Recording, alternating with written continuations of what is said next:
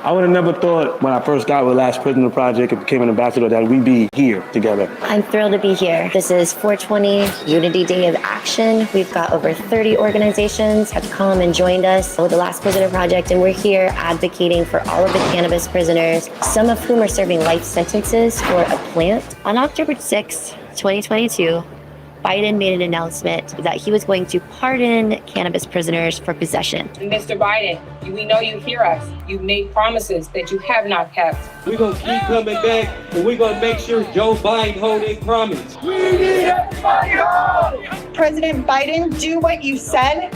Let these people go home. And I've taken it up as my divine opportunity to bridge the gap between those who have fundamentally suffered and those who have benefited on the basis of cannabis. Biden also called upon governors to release cannabis prisoners. There's tens of thousands of cannabis prisoners at the state level. Almost every single governor can literally release every cannabis prisoner in their state with the stroke of a pen. So when we are meeting with legislators such as Cory Booker and his team, we're asking them if they would be willing to write a letter in support of the release of all cannabis prisoners in their state to their governor. We've actually got many of our constituents, people who were previously incarcerated for cannabis. We also have family members who have loved ones who are still incarcerated. And we know that that storytelling piece to legislators, and you can see it in their eyes, it changes when they understand how this affects not just one person, but their entire family. And also for the constituents, their lives have been upended because of the criminalization of cannabis. And for them to get to come here and share their story with policymakers is really huge, and it's actually really healing. I was locked up in the state of Kansas, 3 years, 8 months in prison. First time ever being in trouble. I had two younger brothers that was 8 and 9 years old at the time. I seen two young boys crying and they felt like they lost everybody. So when I hit this cell, I just read every book in there. I wanted to read the law books, right? Because my lawyer didn't read the case. I ended up reading the case. I ended up diving in and I ended up filing a habeas corpus motion and I ended up getting out of prison. And I told my bunkie when I got out of prison, I said, if I get out before you and it's a pact we made, I'm gonna come back and get you. And he's standing on the stage here with me today. I don't even know what to say right now. I'm so choked up, y'all. El Dorado Correctional Facility is a maximum security facility. I'm a non-violent cannabis offender. That's where they have us. On that note, I want everybody to put their right fist in the air for me. Put it up. That's for Antonio Wyatt. That's for everybody else who's locked up for cannabis right now. I'm here to advocate for my father, Robert Deals, who was given 18 years on a cannabis-based offense. He's now in the 13th year of his sentence. This is Leroy Lovell. He's doing 31 years. Joseph Akers, serving 19 years. He has 6 kids. 23 years old with a 60-year cannabis sentence. I'm a mother of someone who's serving 90 months in prison. This guy, Ralph, has a life. Pete has life. I'm also here representing Carrie Collier, who's currently serving 20 years in prison. I watch families suffer every single day. I watch them lose half of their income stream and try to support their families. Jason Gregg here, he is serving 15 years. He is from Redwood Valley, Mendocino County, California, where the best weed on the planet is grown. That's right. And weed is used to keep that county afloat. How do you explain to these kids that their dad is doing 15 years in prison when all of their friends are having their bills paid through weed? Gabriel's serving a 30-year sentence and he's been in prison for 21 years. He says, President Biden, I still remain in prison because of your 1994 crime bill that you wrote and sponsored to keep people like me in prison for non-violent drug offenses. Right your wrongs and let the captives go free. Dante West got me out of prison. He helped me to write the paperwork correctly through Last Prisoner Project to get myself out, get my good time back that they told me I couldn't get.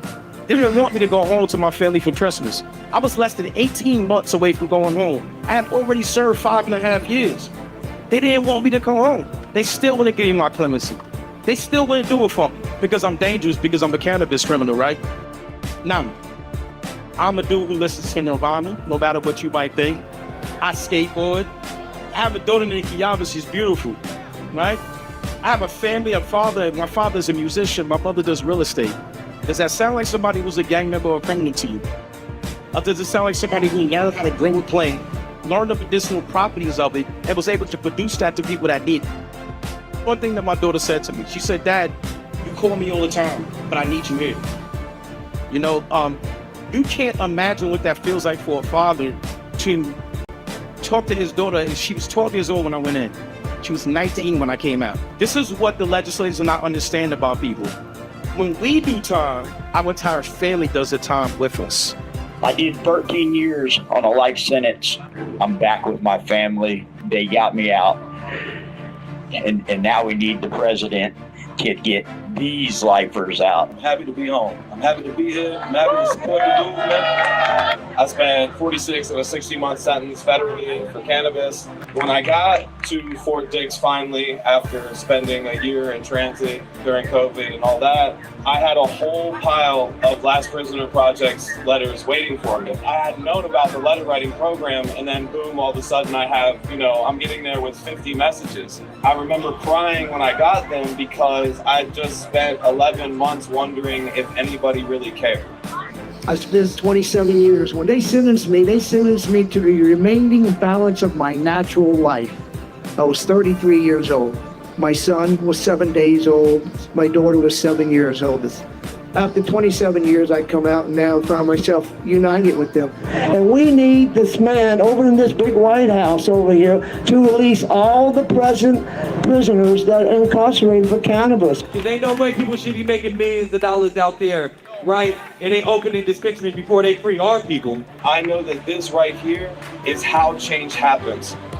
And us standing out here in front of this building matters. Thank you for your willingness to share your story. These governors, this is something that they could do. Grant clemency to people, reunite families. Our communities have been ravaged by the war on drugs. It's time. It's time to end it. I mean, there's not much more that needs to be said. Let's write these letters. Let's get these signatures. Let's bring our people home. Let's bring Americans home. Simple as that.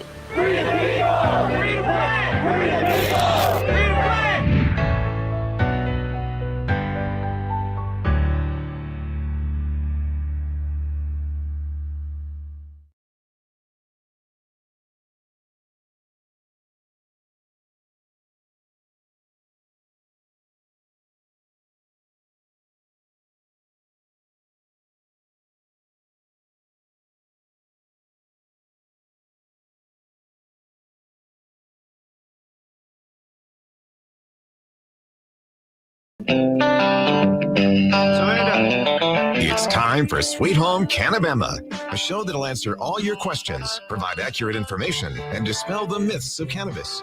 And have your specific questions answered by emailing Jennifer@cannabama.com or text or call 343-0106. And now, for all things cannabis in Alabama, here's your host, Jennifer Boozer. Welcome to the show, everybody. I'm your host, Jennifer Boozer Stewart, former owner of Cannabama here in downtown Mobile. Let's get started. We're here on Sweet Home Cannabama every week for over 6 years, almost 6.5 years, talking about all things hemp, cannabis in the state of Alabama, nationwide, all the things, farming, chemistry, manufacturing and processing, retail, consumer information, the endocannabinoid system, what it is, what it does, how it works, how to use it every week for over 6 years. And we're here every Monday night on FM Talk 106.5 on the Gulf Coast. That goes from the Florida Panhandle area to the Mississippi Gulf Coast. And we're live streaming from YouTube, Facebook, Instagram, X, and LinkedIn to bring you the latest. I'm literally sitting here trying not to vomit, if I'm being honest, watching the federal government or the Senate vote on this whole continuing resolution. And so I want to get into current events.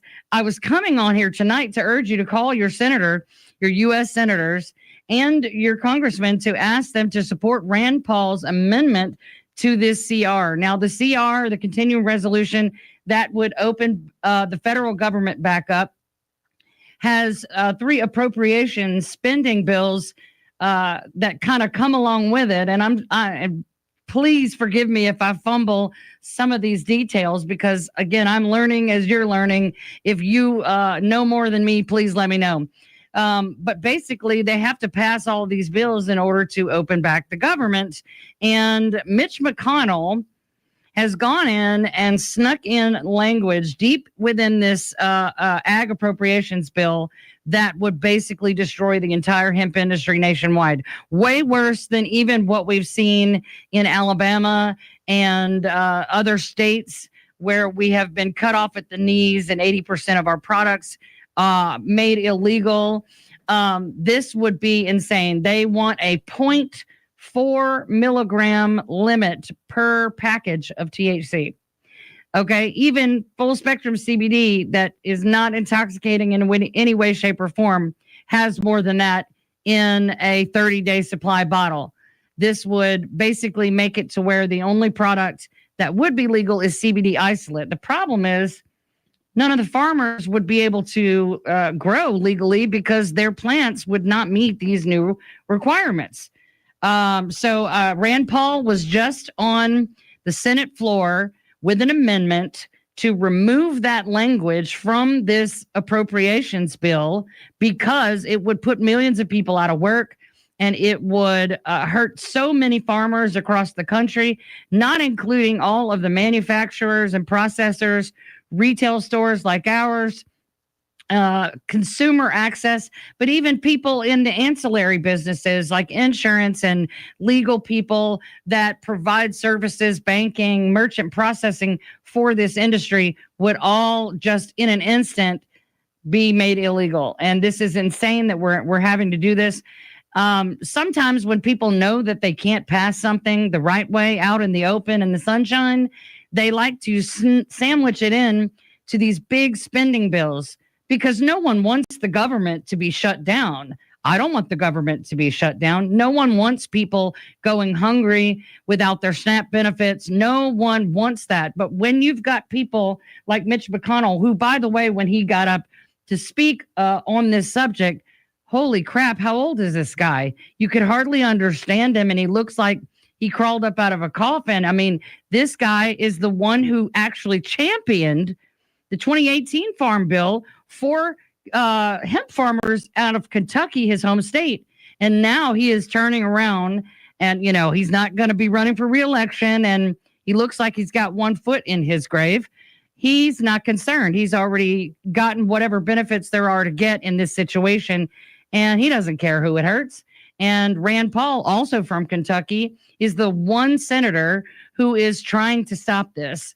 So I came on the show tonight with information for you, and you still need to contact your members of Congress because after this leaves the Senate, I don't know if it will be part of the version that goes to the House, and if there's a way that we can still amend it in the House. I'm sure there is, but if you can, go to the Alabama Cannabis Coalition Facebook page, go to my Facebook page, the U.S. Hemp Roundtable Facebook page, the Hemp Farmers and Industry of America Facebook page, website. They have pre-filled out email language for you.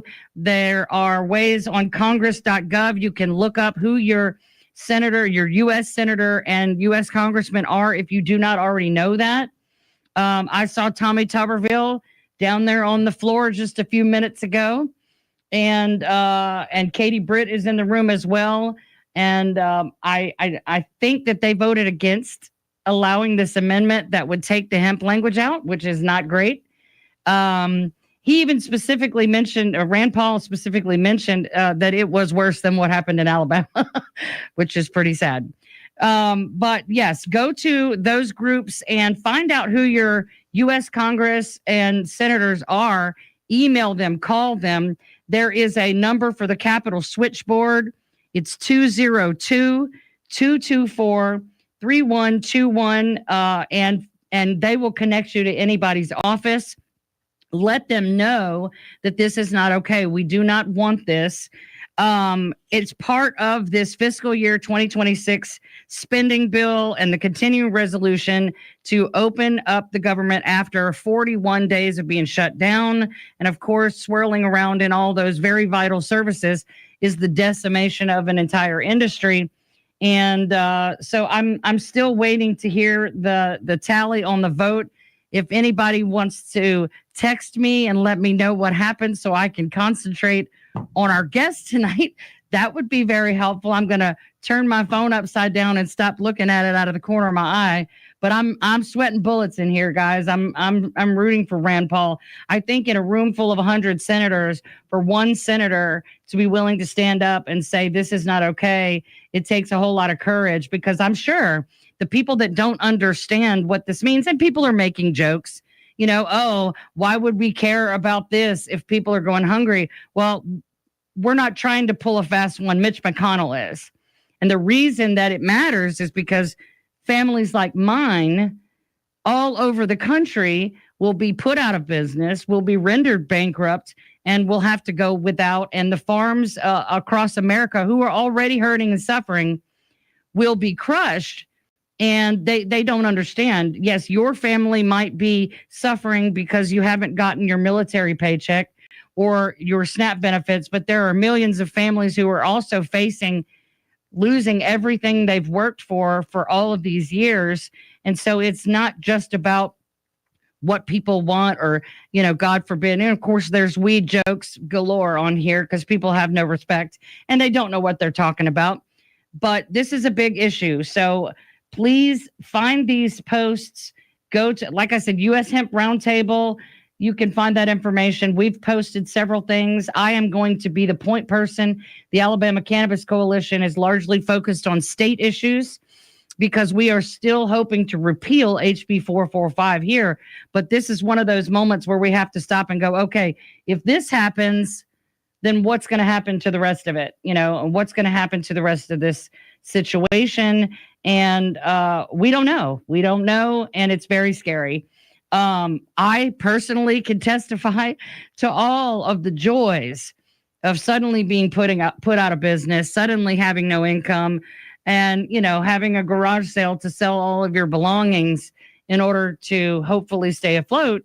And it's not okay. And if it were to happen across the country, I cannot imagine the devastation there. This is an industry already worth tens of billions of dollars. And so something has to be done. Please reach out to Tommy Tuberville, to Katie Britt, reach out to Schumer, reach out to Thune, all these guys that are in positions of power on this issue, and tell them that we do not want this hemp language in the final version of the appropriations bill that is passed as a continuing resolution to open the government back up. If they would just agree to the amendment, Rand Paul would stand down and let the process continue. But hopefully he'll be able to stand his ground. If we don't win the vote tonight, it's not over. And even if it does eventually pass, there is a moratorium for 365 days. So the rules would not go into effect for another year, which would buy us some time.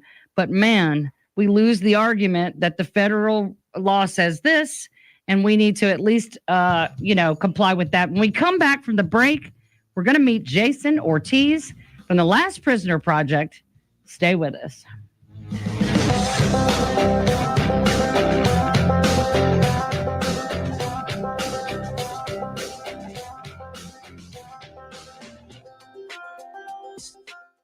The Humble Hemp Shack has been your home for safely sourced hemp products since 2019. Now we are asking for your help. Alabama House Bill 445 was recently signed into law and will significantly impact Alabamians' right to safe, quality hemp products. This bill takes money from the hands of farmers and small business owners and puts it right back into the hands of dealers. You can help by supporting local hemp businesses and by donating to the legal fund found on thehumblehempshack.com, paid for by the Humble Hemp Shack, LLC. A dog?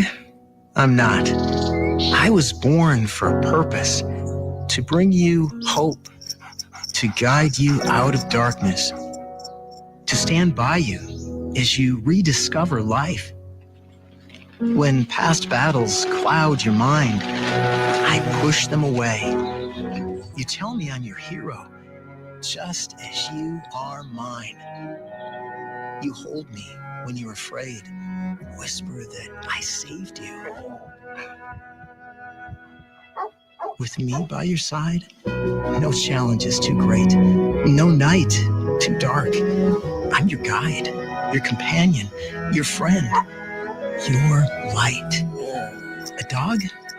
I'm not. With me, you see the world again. Discover hope at Dogs Inc. Visit us at dogsinc.org to learn more. Welcome back to Sweet Home Cannabama. Now with all the information you want about cannabis, here's your host, Jennifer Boozer. Welcome back, everybody. I believe that I just read that the amendment has been tabled. So anyway, on to the show. Tonight, I want to introduce to you Jason Ortiz. Jason is the Director of Strategic Initiatives for the Last Prisoner Project, focusing on policy and advocacy for incarcerated individuals affected by drug laws.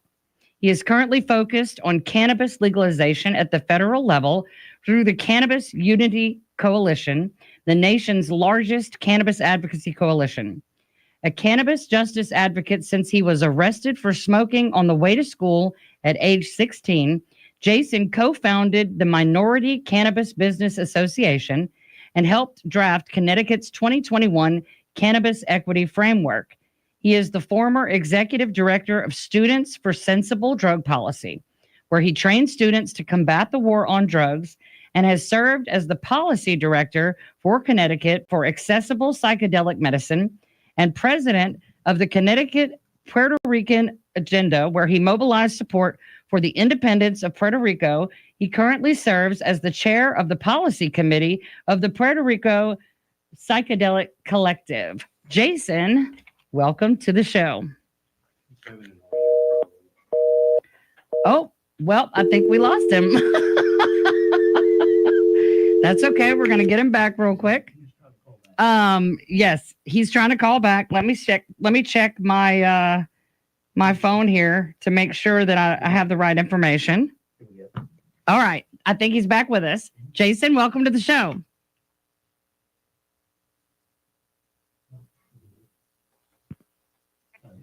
Jason, welcome to the show. Hey, there we go. All right. Sorry. It's been a heck of a day, and now it's apparently going to be a heck of a night. Yeah, I know. It was like right as it was time to go, too. It's like, all right.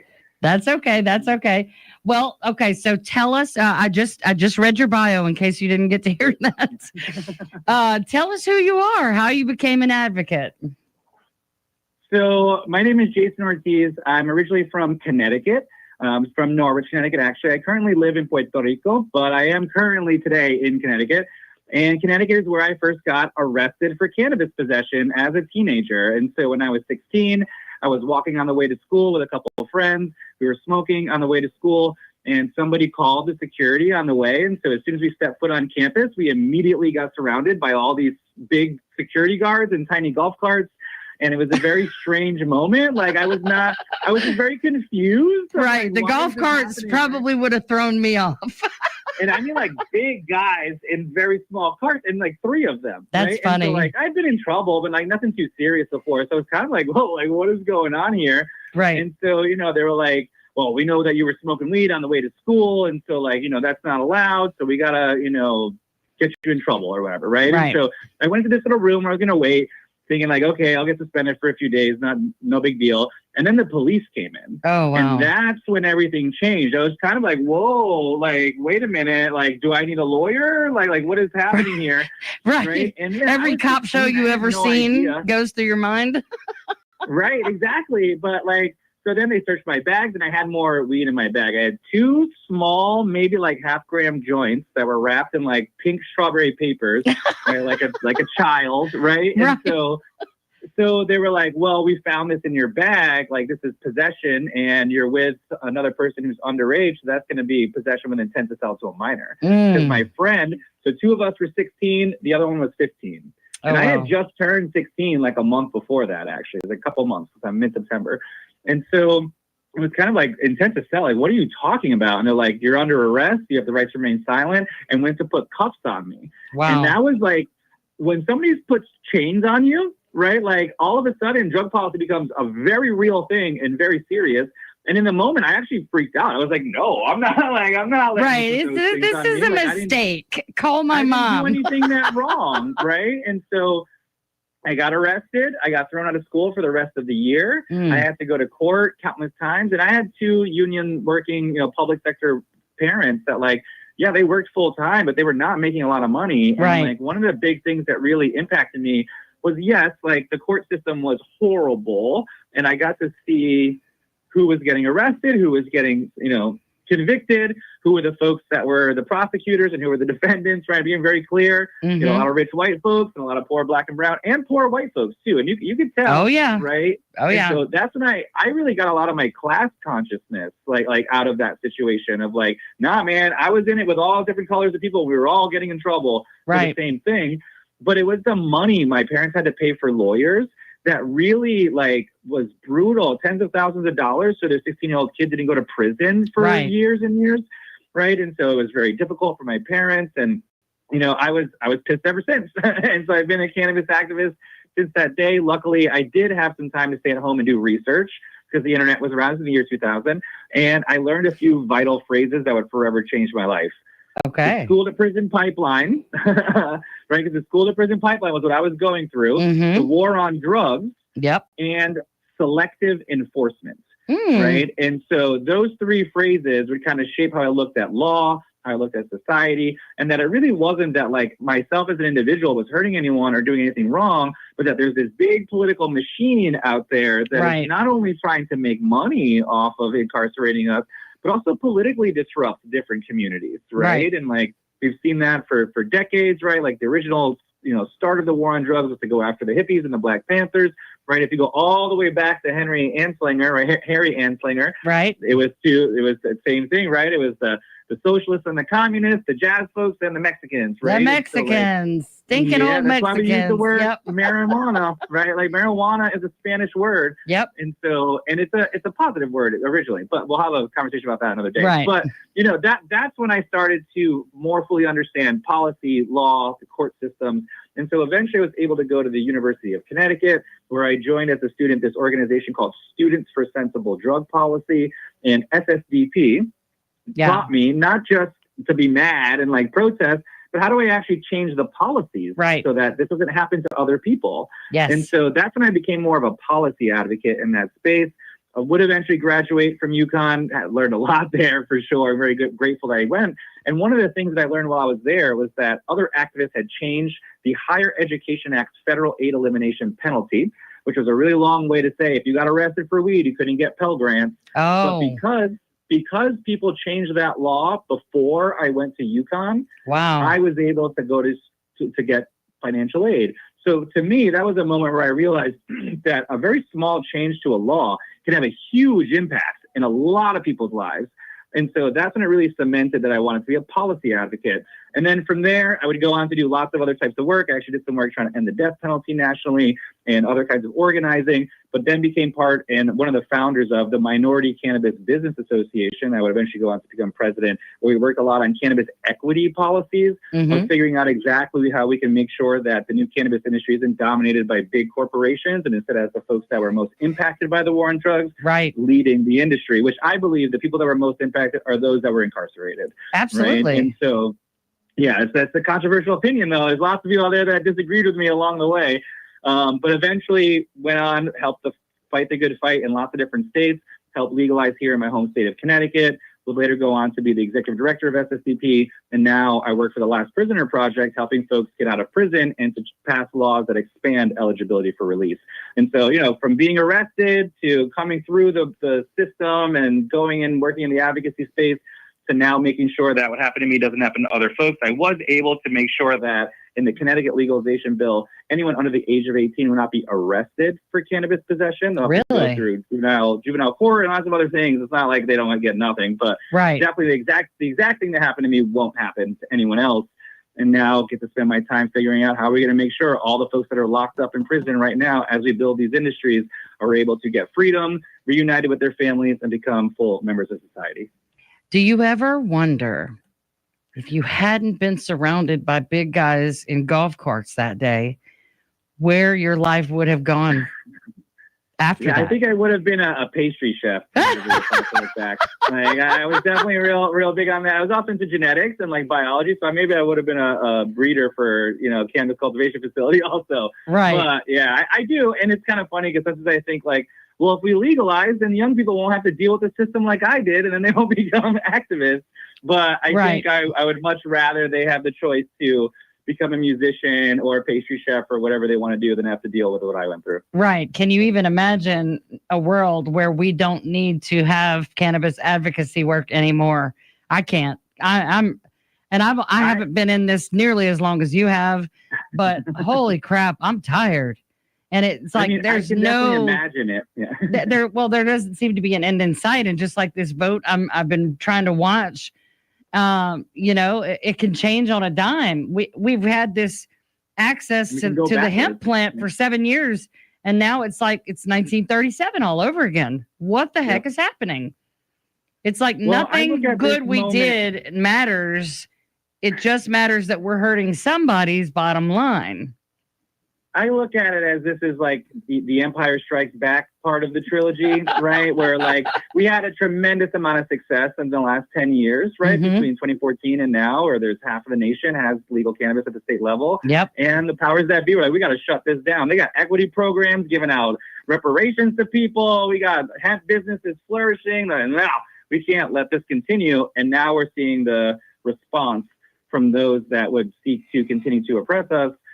And this is what it is, right? And so in lots of different ways, Massachusetts is looking at a ballot measure to repeal the industry in Massachusetts. And, there's all kinds of... Isn't it Ohio?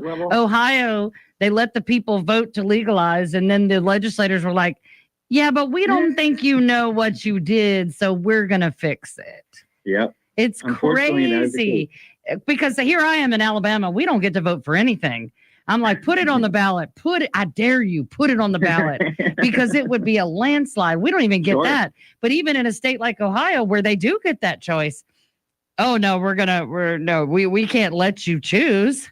That's just for decoration. It's insane what's happening on every front as far as medical is concerned. I mean, here in Alabama, we passed medical 4 years ago, still sitting here on go. I know growers with freezers full of product. There's nowhere to sell to. And the program is stalled out. I mean, one step forward, two steps back. When we come back from the break, we're going to talk more with Jason about Last Prisoner Project. Stay with us.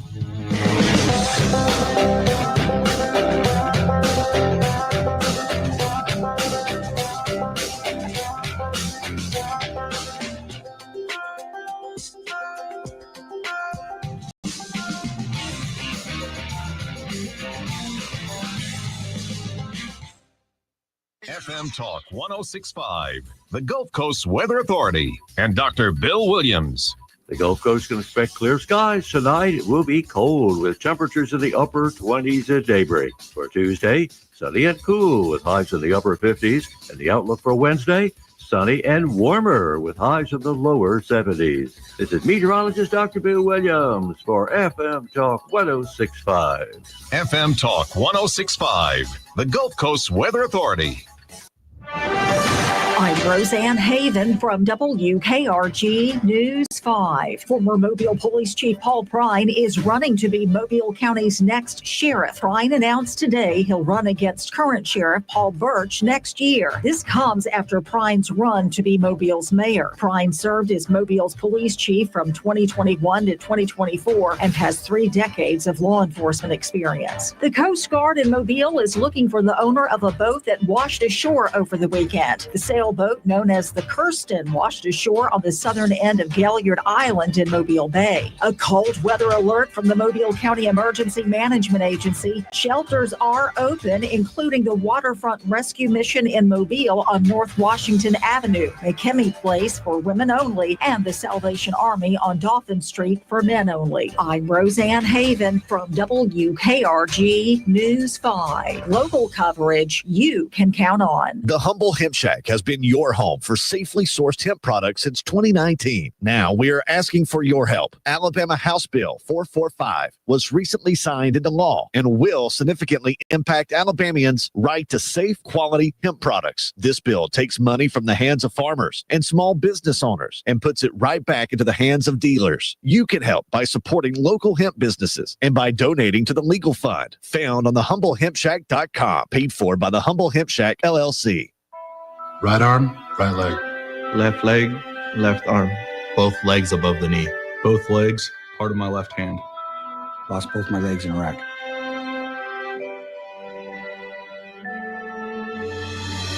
These 9/11 veterans are just a few of the heroes we serve at Homes for Our Troops.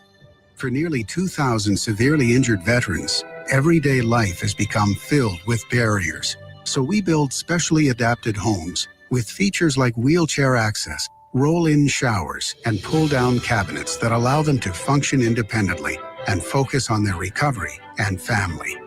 This life-changing gift of freedom is provided mortgage-free to these veterans, thanks to our donors and supporters. But we need you to join us too in completing this important mission. Please visit hfotusa.org and help build homes and rebuild lives. Welcome back to Sweet Home Cannabama. Now with all the information you want about cannabis, here's your host, Jennifer Boozer. Welcome back, everybody, to Sweet Home Cannabama. We're here every Monday night at 7 o'clock on FM Talk 106.5 and live streaming on YouTube and all the social medias. We're talking tonight with Jason Ortiz from the Last Prisoner Project. Jason, I want to pick up where we left off before the break. Tell us exactly what is the Last Prisoner Project for anybody listening who is not familiar. Sure. So the Last Prisoner Project is a nonprofit organization, a 501c3, that helps to empower folks that are currently incarcerated for cannabis crimes, achieve their freedom, so get out of prison. We focus primarily on folks that are incarcerated, get reunited with their families, and become full members of society. Now, we do that a few different ways. We have a whole legal department that works both at the state and federal level to actually provide direct legal support for folks that are incarcerated. So that could be helping them with their paperwork, talking to them while they're inside to keep them abreast of like what's going on in the world and just give them some company, right? And then we also, when folks get out, support them financially and their families so they can get back on their feet. And then part of what I do is then provide a community for them to become advocates and tell their story about how they got incarcerated to Congress people, to state legislatures, to other advocates, to the press, so that their time served, right, their suffering that they have to go through can be put for something good to make sure that other folks don't have to deal with that. And eventually we legalize cannabis at the federal level once and for all for the entire country, right? And so my role as the director of strategic initiatives is to come up with campaigns that help us advance all the different causes that we fight for, which include full legalization. We also work on collateral consequences, so things like expungements, making sure folks can access housing, all of those kind of laws that eliminate any of the other penalties aside from criminal justice penalties that you might get for a cannabis arrest, right? And we're doing a bit better now, but things like being able to vote, being able to get your license, right? There's like actually a lot of collateral consequences for getting a drug conviction of any kind, but even specifically a cannabis one. And so I work on the policy side quite a bit, although I have other folks that have like write laws for us, right? But I'm the guy that has to go and pressure politicians that when they say, no, we don't want to do something, I got to figure out a way to bring more people there, try to change their mind, go on the press and talk about it, right? And, you know, it's interesting because I focus now primarily on the federal level, although lately that has been quite a challenge to get anything done at the federal level. But the reality is without federal full legalization, we're going to keep putting people in prison. So we're never going to get to the last prisoner if we don't stop putting people in prison.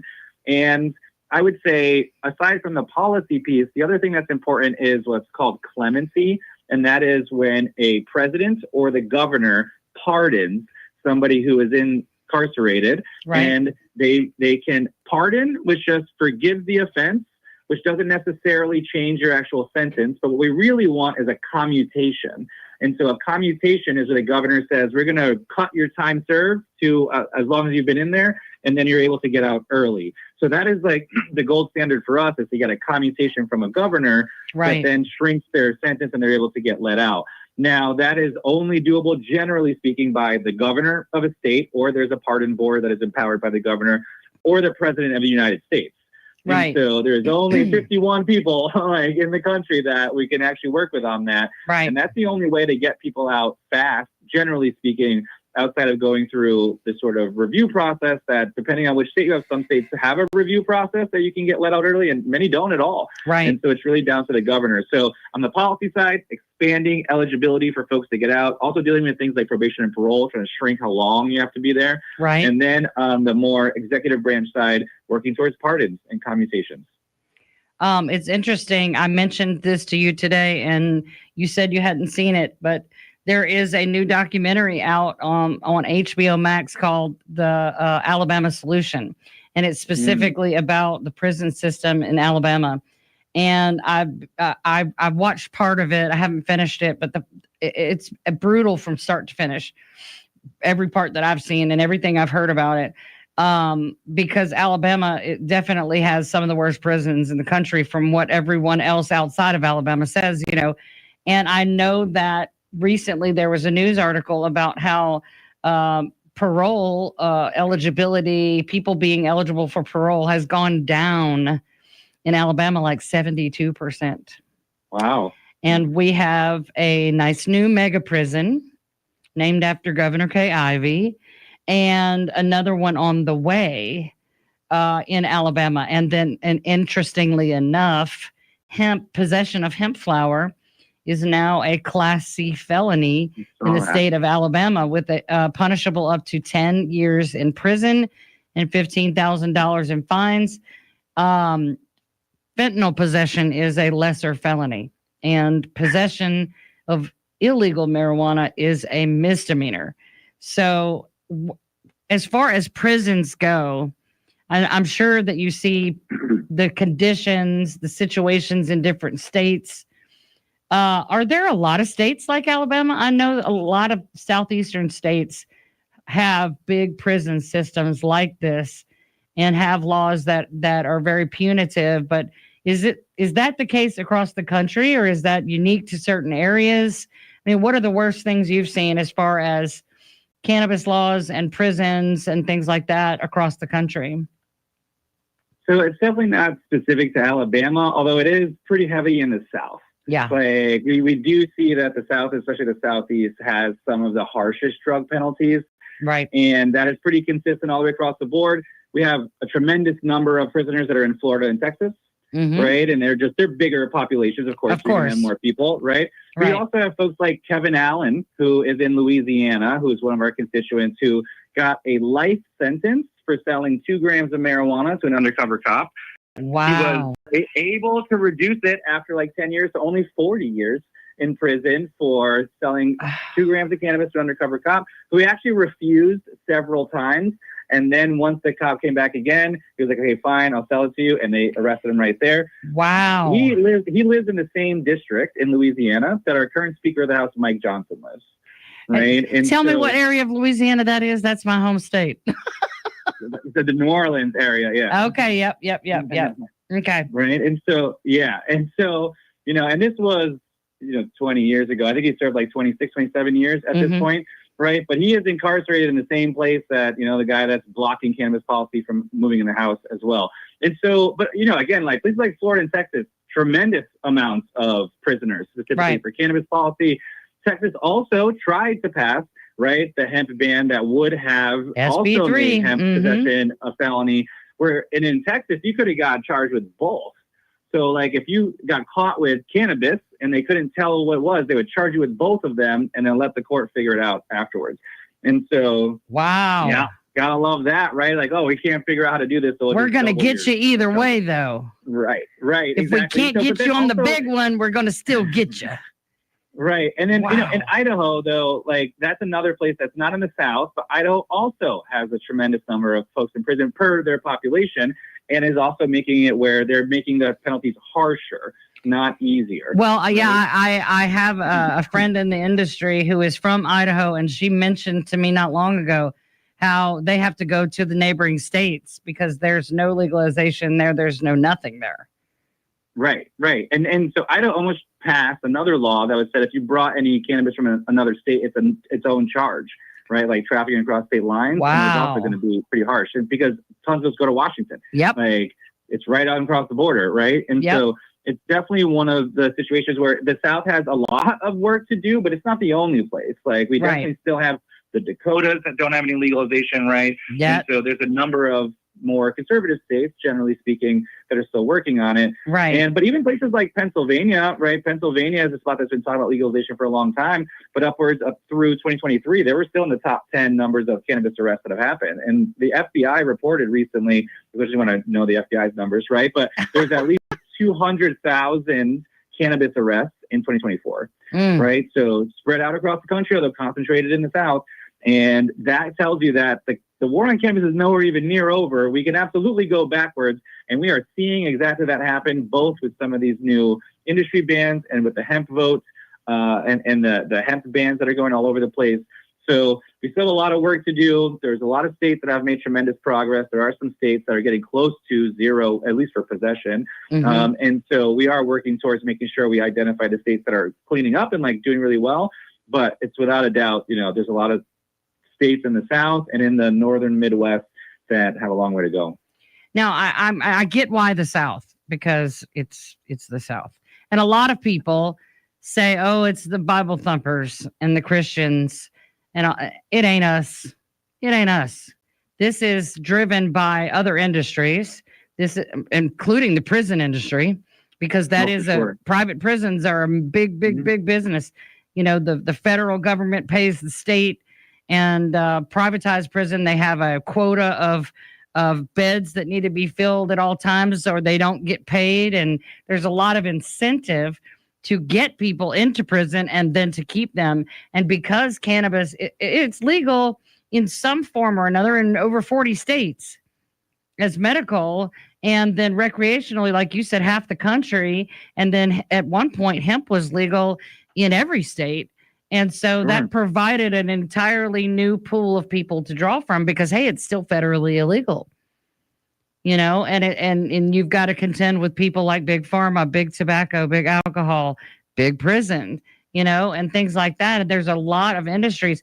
I thought it was interesting in all of this hemp brouhaha that some of the alcohol industry is actually urging Congress not to ban it because they've got those THC drinks now that they're clinging to for dear life after losing, such a percentage of their sales nationwide.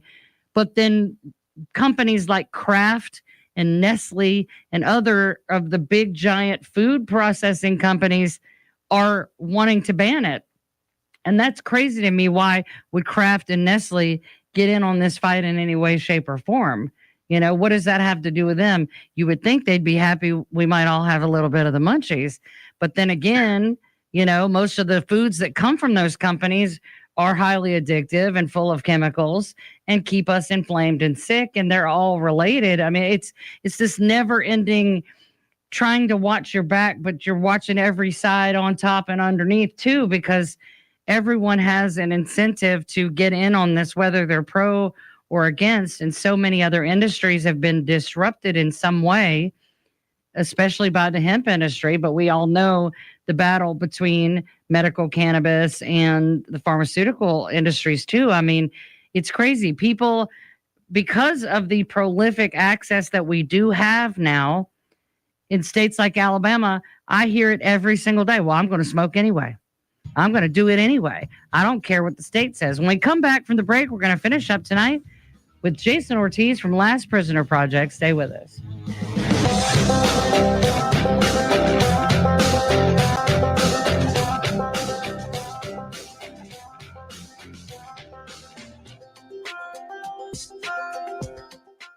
The Humble Hemp Shack has been your home for safely sourced hemp products since 2019. Now we are asking for your help. Alabama House Bill 445 was recently signed into law and will significantly impact Alabamians' right to safe, quality hemp products. This bill takes money from the hands of farmers and small business owners and puts it right back into the hands of dealers. You can help by supporting local hemp businesses and by donating to the legal fund found on thehumblehempshack.com, paid for by the Humble Hemp Shack, LLC. Are you looking for more in this world? Are you ready for something bigger? Then we are looking for you. The big-hearted, the bold, the messy and the gutsy. The teachers, the growers, the builders. The skilled, the sharers, the change makers. We need you. We are the Peace Corps. In more than 60 countries, we go all in and all out. We are volunteers, partners, communities, working together, living together, bringing our experience, passion, and joy to building a better world together. From tackling climate change in Mexico to keeping kids healthy in Kenya, from sustainable farming in the Philippines to education in Kosovo. We learn more, give more, share freely, and serve boldly. Are you ready to tackle the tough stuff? To go the distance to make a difference? Then we have a place where you belong. Join us at peacecorps.gov. Welcome back to Sweet Home Cannabama. Now with all the information you want about cannabis, here's your host, Jennifer Boozer. Welcome back, everybody. We're talking with Jason Ortiz of the Last Prisoner Project. Jason, I wanted to ask you, you mentioned a lot of aspects of what Last Prisoner Project does. I want to touch a little bit and just say that expungement of records to me is a big deal, because you're right that there are other consequences besides the days and hours you spend in a cell. There are massive amounts of life-altering consequences to having a drug conviction. Inability to get a job, own a gun, vote, all the things that you talked about. But what about the effect on the families of prisoners? I mean, do you guys interact with their families a lot? I imagine if they're incarcerated and their families are out in the world having to deal with the absence of fathers and providers and people in their lives that are there because they had a plant and somebody didn't like it. So what do you see are the biggest effects on the families of prisoners? I mean, it's devastating, right? Like, it could be a mother or a father that is incarcerated. And not only is that one of the breadwinners of the family, but to have to grow up and see that your parent is stuck in a cage over a plan really rattles a lot of families, right? And we do work with a tremendous number of families. And I've had the honor of working side by side with family members. Sometimes it's a spouse. Sometimes it's a child, right? Sometimes it's a mother. So like Mitzi Wall, she was the mother of Jonathan Wall, who was sentenced to 10 years in federal prison for his first cannabis offense. And so we got to work together to advocate different places. You also have folks like Nicholas Juan, who is the son of Edwin Ruiz. And Edwin was sentenced to 40 years in prison for a trafficking charge where they didn't actually find any cannabis on him whatsoever. He was just simply ratted on by somebody else that said he was the mastermind. He was definitely not. What? So he got sentenced to 40 years, and he's currently served 27 of those years. Oh, my God. His son, Nicholas, is 28 years old. Oh. So he has spent his entire time as a young person, and now he's an adult with his father incarcerated for a cannabis charge that happened 30 years ago, nearly 30 years ago. My God. So it is devastating to see mothers, spouses, children having to just deal with the fact that this injustice happened and not really know exactly what to do about it, right? And so we're there to provide support for them, not only to help them figure out how to channel their anger into something productive, but to also make it something that will literally help that person get out of prison, hopefully, because they are also some of the most effective spokespeople on the issue when they go to a state legislature and say, you're thinking about making this a felony. My dad has been in prison for 30 years because of a crazy law that was made 30 years ago. Right. You're going to be doing this to countless families. So things like this new hemp law that is coming out is going to make a tremendous number of incarcerated family members that have to deal with their loved one, their sole provider, their dad, their mother.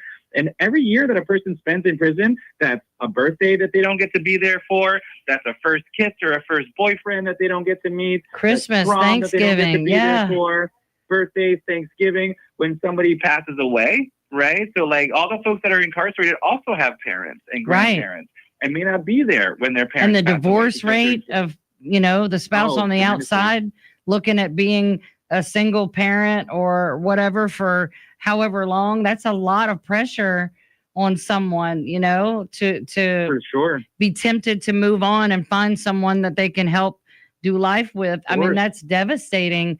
I can't imagine. And also the danger of being in these prisons. Of course. Yeah, definitely. Having watched They're the not Alabama safe places. solution, just the danger of being there, because there's so much else going on. There's a lot of corruption in the prison system, and you're That's an talking understatement. Yeah. well, right. Well, they filmed this entire documentary over 10 years, mostly with contraband cell phones. And how did they get those cell phones? How did they get the drugs? How did they get any of the things? I mean, there's a lot of things that go on that are awful.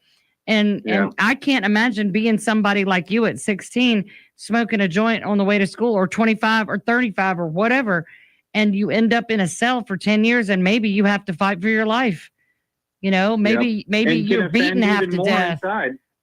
And then the trauma of being stuck inside and missing out on life and having to worry about your safety day in and day out, and all of that corruption happening. I mean, I would imagine that in order to survive, you get put into situations where if they don't want to parole you, then they're going to make sure you're put in a situation where you violate the rules of the prison and end up getting more time. I mean, it seems like a never-ending loop. I mean, is that an accurate statement? I mean, I would say it's a purposeful scheme to keep the beds full as long as possible with as many people as possible to make as much money as possible. Right? Like there are individuals that are specifically pushing to keep this happen. It isn't an accident, right, that it's happening this way. Right. It is definitely a purposeful operation to make sure that certain folks make money off of incarcerating other people, which has got to be one of the lowest ways to make money ever imagined. Right. And it is happening, at a mass scale. But I think it is important to know that it's like there are particular people that are doing this. This isn't something that just like happens because there was a problem and folks were trying to do the right thing and no, like people are very specifically an industry, right? The prison industrial complex is an industry. Right. It is there to make money. It is not there to keep us safe. It is not there to rehabilitate folks that are in prison, right? And so it is there as a money-making operation. And so that is why we have so many really harsh drug laws, because drug users tend to be not the most violent prisoners that would end up in prison. And so they are a good source of financial, security, knowing that if we fill up a jail with a bunch of, cannabis users, they're going to not want to violate again. They're not going to be as violent as some other folks. And so we make like cannabis folks and other folks that use other drugs as well are often targeted because they are an easy target for these industries. Well, and everybody in there who is violent knows that if you got busted for weed, you're not a threat to them, and they can easily abuse you or threaten you or get what they want from you, because what are the chances somebody who got convicted of a weed charge is going to be top dog in the yard? I mean, come on, these people, I mean, for the most part, that's why people use cannabis, because it does just chill you out, and it's not a crime against another person. And even with harsher drugs, other drugs that are highly addictive and can kill you. Having been an opiate addict, I can tell you the only people that drug addicts are hurting the most are themselves and the people around them, in their families, the emotional toll and things like that. But they wouldn't be violent offenders, and the ones who are there who probably have life sentences and nothing to lose. That seems like lambs to the slaughter to me, and I imagine it's cheaper to keep someone in prison than it is to bank on the fact that people are going to continue to break the law. That's a variable that they don't have as much control over.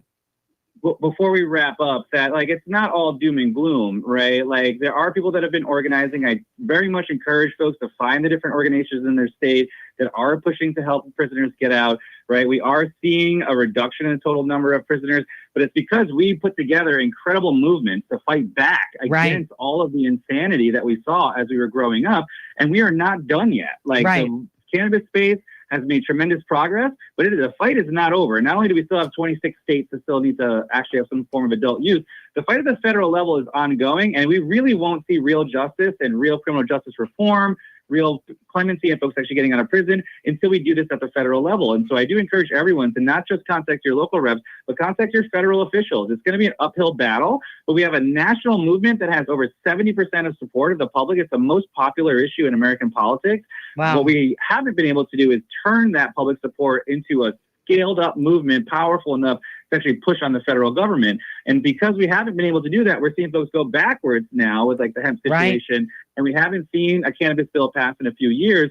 And so I do encourage everyone to check out thelastprisonerproject.org. We're part of the Cannabis Unity Coalition. There you saw the video at the beginning of this video, where it's a number of different organizations, upwards of 20 different organizations that are really pressing at the federal level. And we need your help. We need every single congressperson to hear from you, to let them know that you want to make cannabis policy a priority. And then when we all do that at a scale necessary to really push Congress, we will finally end the war in our community once and for all by legalizing at the federal level, releasing all cannabis prisoners, and eliminating all the collateral consequences of a drug arrest. Yes, and it can happen. And I understand that, being an advocate for my state, the complacency of the people, because the power is really with the people. And this is an election year, guys, in the state and nationwide. It's an election year. Every single congressperson is up for re-election. Every single one of them. So find yours, go flip over a table and ask them, why aren't they doing more on cannabis policy? That's right. And we can find you. What's your website to make sure our listeners know where to find Last Prisoner Project? Yeah, it's lastprisonerproject.org. And you can find us on Instagram. I'm Jason J. Ortiz on social media. Happy to connect with folks. If there's somebody that wants to do this work, please let me know. Happy to tell you a little bit more about how to get it done, how to connect with folks in your state. Also want to shout out Antoine Mordican. I know he's an Alabama favorite. He's one of my homies from my MTBA days. And so give him a shout out on the way out too. Thank you so much, Jason, for being with us tonight. We've got to go. Thank you for being with us, everybody. God bless you. And God bless Alabama hemp. Good night.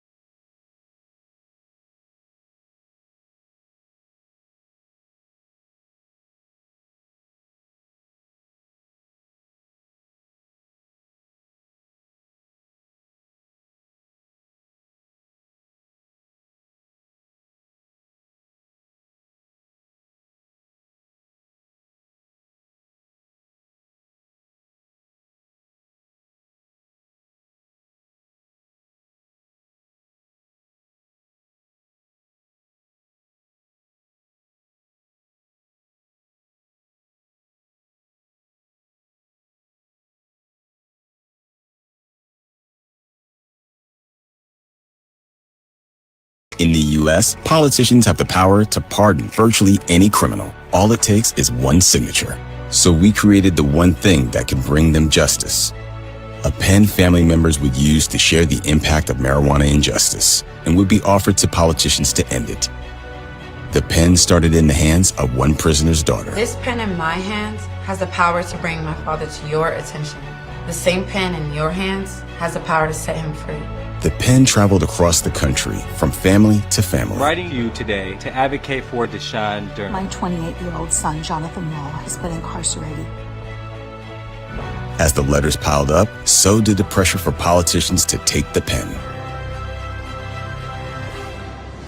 And then one did. With deep pride and soberness, I will pardon over 175,000 convictions.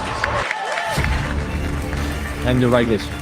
Maryland's governor today pardoned more than 175,000 marijuana convictions. It is the largest state-level pardon in U.S. history. One signature on a page, and hundreds of thousands of people were no longer criminals. I feel like this is going to have a major impact on my future. That pen signed the one thing that can give me my future back. I hope this pen doesn't stop here in Annapolis. It didn't. Governor Laura Kelly stepped in for Deshaun Durham and commuted the sentence after the Last Prisoner Project lobbied on Durham's behalf. I want everybody whose fingerprints are on that pen, I want them to know that their fingerprints are on history.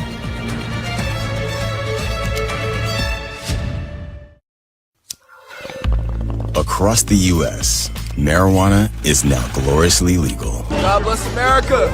But at the same time, people are still in prison for it. He was sentenced to 92 months for a first-time marijuana offense. People can't get jobs because of He it. had 75 interviews and he got the job for every single one until they did the background check. So what would it take to fix it? Marijuana convictions could be expunged, but it's not quite that simple or fast. Not true. In the U.S., politicians have the power to pardon virtually any criminal. All it takes is one signature. So we created the one thing that can bring them justice.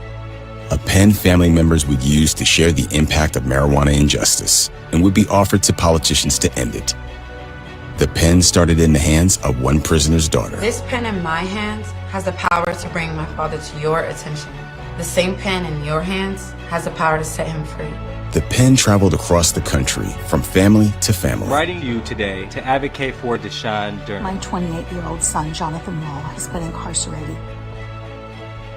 As the letters piled up, so did the pressure for politicians to take the pen. And then, one did. With deep pride and soberness, I will pardon over 175,000 convictions. And the right list.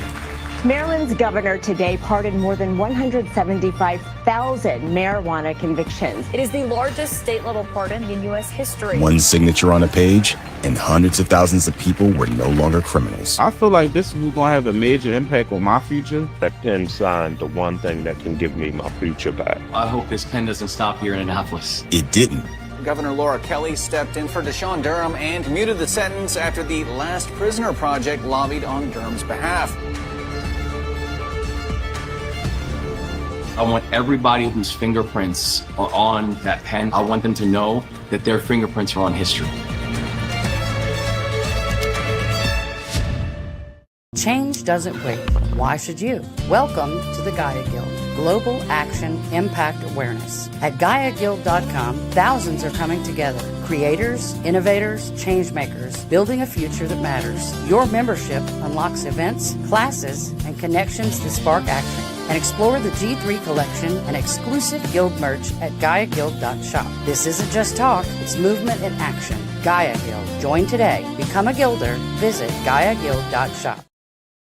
Big rips, big cuff, 420 for 20% off.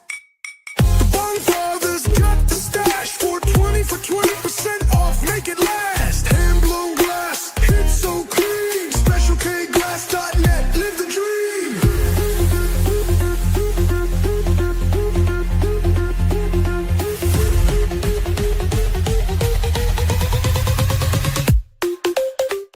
Him say, oh say, him say, him say, oh say, him say, him say, oh say, him say, what's that? Him say, well, seed bank, carbon track, always stack, farmer's bank, data map, green pack, open the app, him assets, where it's at, building the future, yeah, we're putting hemp on the map.